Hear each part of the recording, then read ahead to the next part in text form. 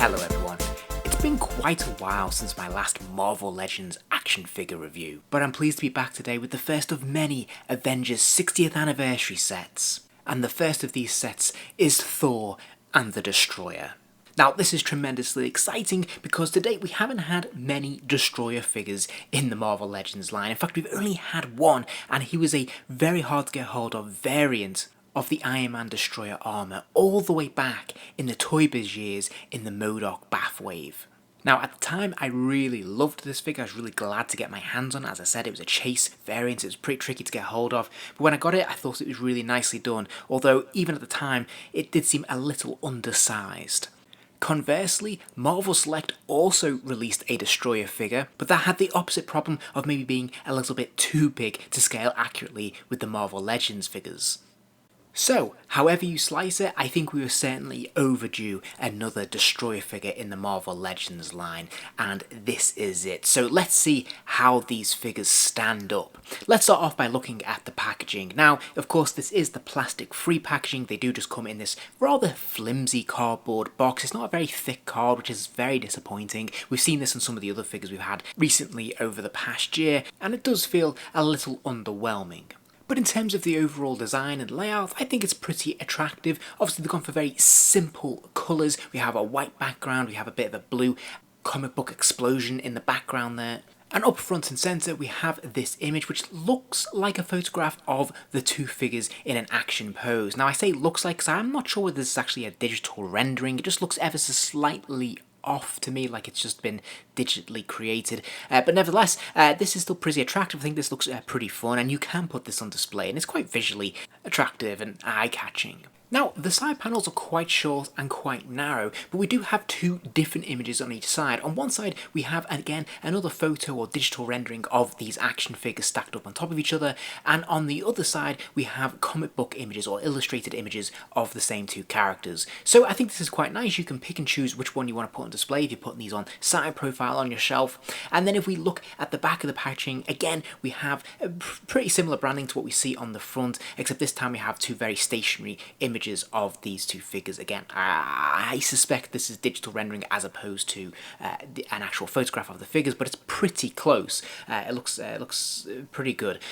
So again, this looks pretty attractive. I think this is quite displayable in its own right. It's a little bit more bland, but nevertheless, it's absolutely fine. It tells you what other things come in the packaging with it, but it's just a shame that obviously we don't have any window display to really help these figures pop. To open the packaging, of course, you just simply peel back that side panel, and inside there is the cardboard casing. Within the cardboard casing, of course, are our two figures, which are also wrapped up in the rice paper. As you're probably aware, I'm not a huge fan of this approach. I find this cardboard to be very difficult to get the figures back into after I've had them out on display. It's not the easiest and most intuitive design, and I find this to be a little bit frustrating. So let's start off by taking a look at the mighty Thor. Now this is pretty exciting. We've had quite a few Thor figures across the years, and whilst most of the parts are recycled on this figure, the head sculpt is entirely new, and there are subtle differences to the bodywork as well. Now this is the first time we've had a bearded Thor in quite some time. In fact, I think the last one we got was all the way back in around about 2006 when Hasbro first took over the license. And for the most part, I think they've done a really nice job with this head sculpt. There's plenty of detailing in the beard, in the eyes, the helmet of course. I think this all looks pretty good. Where I'd be more critical is with the paint apps, because we don't really have an awful lot going on here. There is actually a very faint wash running through it to give it a little bit more texture, which is great, but it's not that noticeable, it's not that striking. And the real kicker with this is going to be the articulation, which we'll take a look at a little bit later. For the most part, the body sculpt is recycling the 80th anniversary version of Thor that we got a few years ago, which is definitely a good thing because that's an excellent sculpt. The size and scale of the figure is just a little bit bigger than your other average Marvel Legends figure, but not too big, not too exaggerated.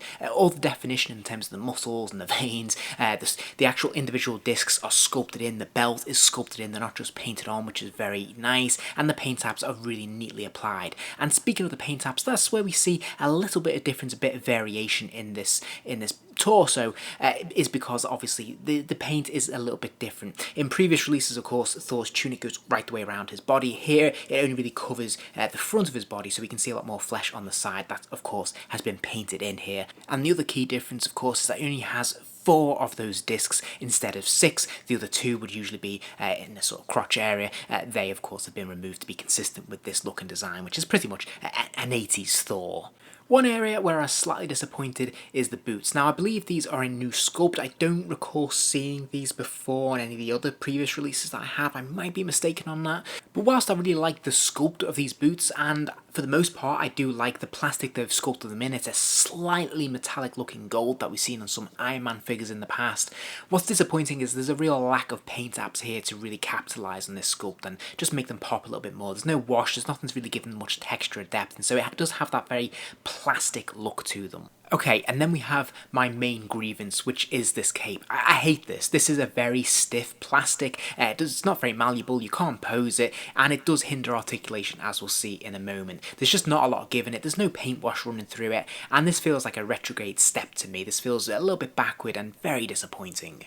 And speaking of disappointments, the articulation suffers as well, particularly with the head. I can't really get this to move anyway. It is a ball joint, it should be able to move all the way around and nod up and down and all the usual good stuff, but this head sculpt just will not allow it. Combined with that stiff cape, you're not going to be able to do much with this at all. Now, there are ball joints in the shoulders though, so he can lift his arms up and out. There is that complementary bicep swivel, double joints at the elbow, which is fantastic, and a pin swivel at the wrist, so as you'd expect, the wrist can rotate all the way around and hinge forwards and backwards. Now, in the torso, there are 2 points of articulation. There is a straight swivel at the waist, allowing him to turn from side to side, but there is also a ball joint in his upper torso as well that allows him to move from side to side, although mine's a little bit stiff, and he can lean left and right a pretty healthy distance too. This will also allow him to bend forwards and backwards. Now, it's not a huge range of motion, but it's definitely enough to get him into some pretty cool standard Thor poses. There's ball joints in the hips which allow the legs to kick up to the side. There's the complementary thigh swivel at the top of the thigh there as well. The legs will kick forwards, they'll kick backwards. There's double joints at the knees, allowing that lower leg to kick back to about 90 degrees or more. And then there is an extra swivel at the top of the boot cut there as well, followed by an ankle pivot, allowing that foot to hinge forwards and backwards and pivot side to side. Of the 2 figures in the set, Thor definitely comes with the most accessories, although they're by no means excessive. He has an additional closed fist, an alternate head, which is definitely the highlight, and Mjolnir. There's nothing particularly earth-shattering or new about the closed fist or Mjolnir. This is a very nice sculpt Mjolnir. I really like the wording on there. I think that's really cool. But we have seen this before in several other Thor releases, so by this point it doesn't seem that special. But of course, if this is your first time getting this, then that's going to be pretty cool and exciting. But what is really nice about this release is this alternate head. I really love the closed visor look. That's very much an 80s Thor look, and I think that's absolutely fantastic. It's the first time we've seen that, I believe, in the Marvel Legends line, and I think this is really, really cool. So I really like this look myself. This is the one this is the head I'm going to have on this body when I'm displaying him, because it just makes him look very different to any other Thor release, and I think it makes it really distinctive and very, very cool. So I really love that we got this alternate head. I think this is definitely the standout. So, as a quick comparison, here is the 80th anniversary Thor figure that I've mentioned already. As you can see, this is essentially the same figure, it just has some running changes to the sculpt and paint apps, most notably in the legs, and of course those discs on the lower torso there. Okay, so a quick summary from me then. I'm going to give Thor only 3 stars, and maybe I'm being very harsh here, but there wasn't really enough new things to make him feel special, and there's definitely a few things really holding him back. In terms of the good, the body sculpt is great. I really like this new alternate head. I think that's absolutely fantastic. The accessories we get are fine. I just wish maybe there was something a little bit extra or new. I'm a little bit disappointed with the paint apps. This is something I've seen increasingly with Marvel Legends figures over the past couple of years. They're not really giving us enough paint washes to really capitalise on some of these great sculpts, and Thor is one who's definitely lacking in certain areas that, you know, it's crucial, especially those boots, for example, just would have really enhanced this figure and made him feel a little bit less cheap somehow. But what really kicks this figure for me is that cape. I cannot stand it. I hate this cape. It's such a huge hindrance to posability. It doesn't have a nice texture. It's not posable. It's just nothing about it is really particularly good, and yeah, very disappointed. Okay, so let's move on to the Destroyer, who was undoubtedly the star of the show of this 2-pack, and probably the main reason people are going to buy this set in the first place. First off, let me assure you that this guy is big. He is massively oversized for your standard Marvel Legends figure, which is absolutely fantastic. He's on a par with the Incredible Hulk. which is exactly as it should be. Now, looking at the sculpting, this is all brand new. And I have to say, they've done an absolutely fantastic job. I really love how every line and rivet and groove is sculpted into this figure. They've really thought it through, and they've capitalised on a wonderful paint wash, which is exactly what I was just announcing Thor for. Here, they've done it, and it makes all the difference. This looks absolutely fantastic. This looks metallic. This looks as if it's real, like it's authentic, like it has that detail. And that's all accomplished through the paint wash, which is absolutely fantastic. I don't really have anything to criticise about this sculpting or the paint taps on it. I'm very, very impressed with it. I'm really, really pleased with what they've done overall. As I said, everything is new, from the hands to the arm pieces to the torso itself. Nothing here has been recycled as far as I can tell from any other previous release, and it's very, very striking. I think this is a really nice looking figure, and it's captured all the detail of the character pretty much perfectly. And his articulation scheme is pretty awesome too. He has a ball joint at the top of the neck there, so he can spin his head all the way around, lean it left and right, and even nod it up and down. Now, he does have these big chunky ball joints in his shoulders, so he can lift his arms up and out. There is that shoulder piece there, but that's a separate piece that is sculpted on. He has a complementary bicep swivel. He has pin joints at the elbows, which is a little bit disappointing. I would have preferred having obviously the double joint at the elbow here, but this still works fine. That lower arm can spin around and it can bend to about 90 degrees. There's another pin joint at the wrist, of course. That hand or fist will rotate all the way around, and it will hinge forwards and backwards a pretty good distance as well. Now, there's only one point of articulation in the torso, and that is a ball joint in the top of the chest area here, which will allow him to spin from side to side, lean left and right, and bend backwards and forwards a pretty huge distance, which is absolutely phenomenal and unexpected for a figure of this size. There's the usual ball joint in the hips, allowing the legs to kick out to the side, the complementary thigh swivel at the top of the leg there, and then of course the legs will kick forwards, they'll kick backwards. There's a double joint at the knee, which is really pleasing to see, although it's a little bit stiff and takes a little bit of effort to get it to loosen up initially.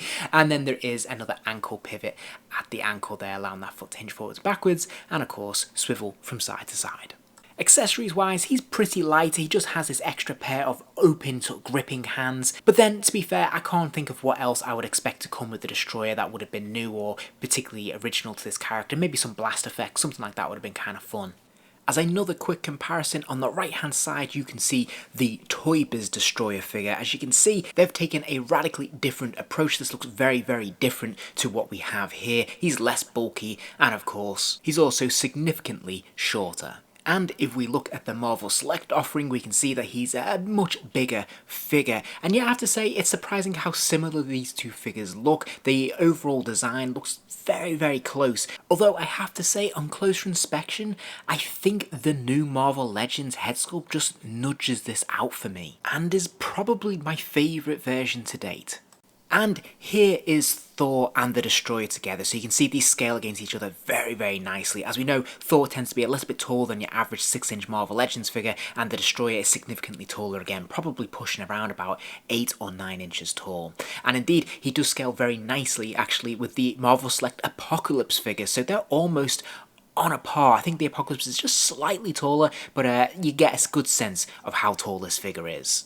Overall then, I'm going to give the Destroyer a massive 5 stars, because I really, really like this figure. I think they've done a tremendous job on him, and I can't really find anything to improve about it. So to me, that is definitely a 5-star figure. I love this. It's a brand new sculpt. He's the correct scale. He's nice and big and chunky. His articulation's fantastic. There's no real compromises here, and he just looks great. They've really capitalised with the paint wash in the way that they should, and he looks fantastic. And yeah, although he's light and accessories, I think it's perfectly appropriate for this character. At least we do get some alternate hands. So all in all, I can't really fault this figure. I'm really, very, very, very happy with it. And I'm sure a great many of you have been clamouring to get hold of a Marvel Legends scale Destroyer figure are going to be very, very happy with this one.